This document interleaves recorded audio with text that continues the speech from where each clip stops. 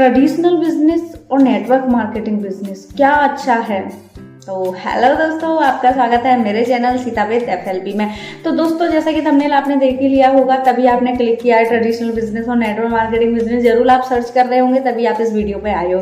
तो सही वीडियो पे आए हो। तो आज के इस वीडियो में हम जानेंगे कि ट्रेडिशनल बिजनेस क्या होता है और हमारा जो नेटवर्क मार्केटिंग जो बिजनेस होता है, बहुत ज्यादा हमने सुना हुआ है नेटवर्क मार्केटिंग। कोई कहता है नेटवर्क मार्केटिंग वाले तो पागल बनाते हैं, ये तो बंदे जोड़ने वाला काम है। इस वीडियो में हम जानेंगे कि हमारा ट्रेडिशनल बिजनेस क्या होता है और नेटवर्क मार्केटिंग बिजनेस क्या होता है। ठीक है, समझते हैं कि ट्रेडिशनल बिजनेस क्या होता है और नेटवर्क मार्केटिंग बिजनेस क्या होता है। मेरे बारे में तो जानते ही होंगे, मैं फॉरएवर लिविंग प्रोडक्ट कंपनी जो है हमारी एक डायरेक्ट सेलिंग कंपनी है, उसमें असिस्टेंट सुपरवाइजर लेवल पर वर्क कर रही हूँ। तो आज के तो आइए समझते हैं कि ट्रेडिशनल बिजनेस हमारा क्या होता है। तो देखो, ट्रेडिशनल बिजनेस जो होता है कि कोई भी बिजनेस होगा उसमें एक हमारा प्रोडक्ट होगा या सर्विस होगी। ठीक है, बिना प्रोडक्ट और बिना सर्विस के हमारा कोई भी बिजनेस जो है वो नहीं चलेगा। तो ट्रेडिशनल बिजनेस में एक प्रोडक्ट होता है जिसको हमें कस्टमर तक पहुंचाना होता है। तो आइए अभी समझते हैं कि हमारा जो प्रोडक्ट है वो कस्टमर तक पहुंचता कैसे है। तो इसके बीच का जो प्रोसेस होता है वो क्या होता है। तो सबसे पहला जो हमारा फर्स्ट स्टेप होता है वो होता है हमारा मैन्युफैक्चरर। ठीक है, तो मैन्युफैक्चरर हमारा प्रोडक्ट बनाने वाला होता है। तो सबसे पहले वो प्रोडक्ट को बनाएगा। अब भाई उसने कोई प्रोडक्ट है वो बना दिया, अब बना के वो घर पे तो रखेगा नहीं। भाई उसने बनाया है, उस पर जो पैसा इन्वेस्ट किया है वो अपना पैसा भी तो निकालेगा, वहां से उसने बिजनेस स्टार्ट किया है किसी चीज का। तो मैन्युफैक्चरर क्या है, उस प्रोडक्ट को एक डिस्ट्रीब्यूटर को देगा। ठीक है, अब वो डिस्ट्रीब्यूटर के पास में वो प्रोडक्ट पहुंच गया। अब डिस्ट्रीब्यूटर के बाद में ये जो प्रोडक्ट रहेगा वो हमारा किसके पास में जाएगा, होलसेलर के पास में। ठीक है, 3 स्टेप आपको समझ में आए, मैन्युफैक्चरर, डिस्ट्रीब्यूटर और होलसेलर। अब होलसेलर के बाद में हमारा प्रोडक्ट जाएगा भाई रिटेलर के पास में। ठीक है, तो होलसेलर प्रोडक्ट को रिटेलर को देता है। ठीक है, अब रिटेलर क्या करता है, उस प्रोडक्ट को कस्टमर तक पहुंचाता है। ठीक है, तो इस तरीके से हमारा जो प्रोडक्ट है जो मैन्युफैक्चरर से लेके कस्टमर तक आता है। ठीक है, अब आता कैसे है, अब जो मैन्युफैक्चर है हमारा प्रोडक्ट वो कितने का हुआ है और कस्टमर तक पहुंचते पहुंचते वो प्रोडक्ट कितने का हो गया, अभी हम वो चीज़ समझते हैं।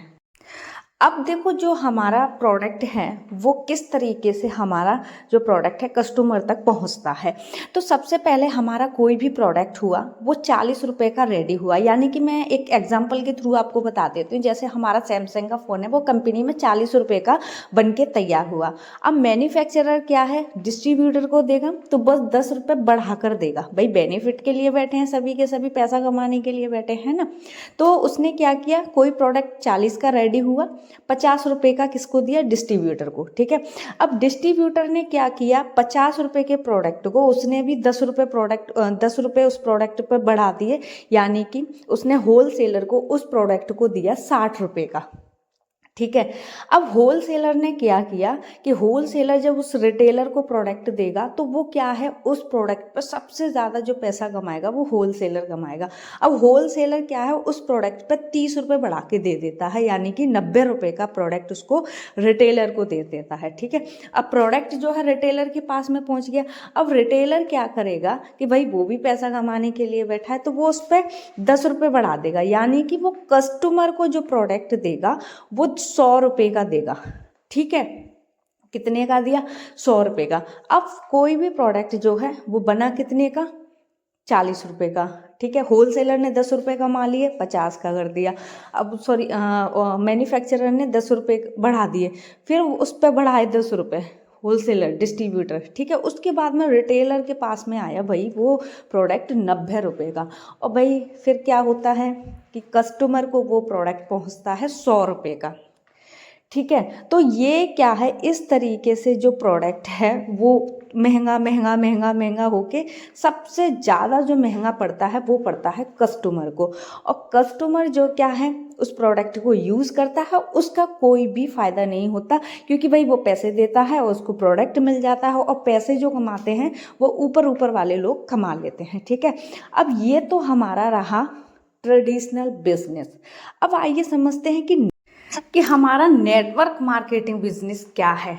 तो चलिए जानते हैं नेटवर्क मार्केटिंग बिजनेस के बारे में। तो नेटवर्क मार्केटिंग जो बिजनेस है ये हमारा आज के टाइम पे बहुत ज़्यादा बूम हो रहा है, ठीक है। तो भाई सबसे पहले यहाँ पर क्या होता है कि प्रोडक्ट को मैन्युफैक्चर किया जाता है, ठीक है। उसके बाद में ये प्रोडक्ट जो है वो डिस्ट्रीब्यूटर को दिया जाता है, ठीक है। और डिस्ट्रीब्यूटर के बाद में ये प्रोडक्ट जो है वो कहाँ जाता है, कंज्यूमर को जाता है, ठीक है। अब क्या है कि वही रूल है, कस्टमर जो मैन्युफैक्चर है प्रोडक्ट हुआ है वो 40 का हुआ है, डिस्ट्रीब्यूटर को वो प्रोडक्ट कितने का मिला, 60 रुपये का, और कंज्यूमर के पास में कितने का गया, 100 रुपये का, ठीक है।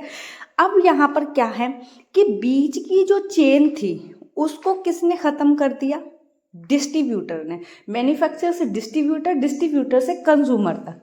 और यहाँ पर एक बेस्ट अपॉर्चुनिटी और होती है, वो अपॉर्चुनिटी होती है कि अगर कस्टमर चाहे तो यहाँ पर डिस्ट्रीब्यूटर बनकर पैसे कमा सकता है, ठीक है। ट्रेडिशनल बिजनेस में क्या है कि कस्टमर जो है वो पैसे नहीं कमा सकता, लेकिन नेटवर्क मार्केटिंग बिजनेस में कस्टमर अगर चाहता है कि मैं इस प्रोडक्ट को यूज़ करते करते किसी को शेयर भी अगर करता हूँ तो वो वहाँ से इस प्रोडक्ट को पर क्या है कमीशन ले सकता है, पैसे कमा सकता है, ठीक है। तो बीच की जो चेन होती है ना हमारी, मैन्युफैक्चरर, डिस्ट्रीब्यूटर, होलसेलर, रिटेलर, इस सारी चेन को नेटवर्क मार्केटिंग जो बिजनेस है वो ख़त्म करता है।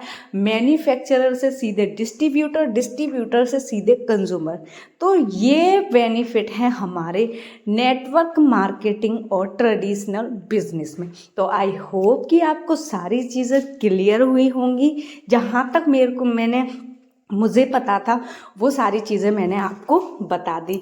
तो अगर आपको मेरे द्वारा दी गई जानकारी अच्छी लगी हो तो आपको क्या करना है, मेरी वीडियो को शेयर करना है, सब्सक्राइब करना है चैनल को, और साथ ही साथ बेल आइकन को भी हिट कर देना, जिससे कि आने वाली वीडियो की नोटिफिकेशन आपको मिलती रहे। तो मिलते हैं फिर हम नेक्स्ट वीडियो में। जब तक के लिए अपना ख्याल रखिएगा। Happy new year, take care, bye bye, love you.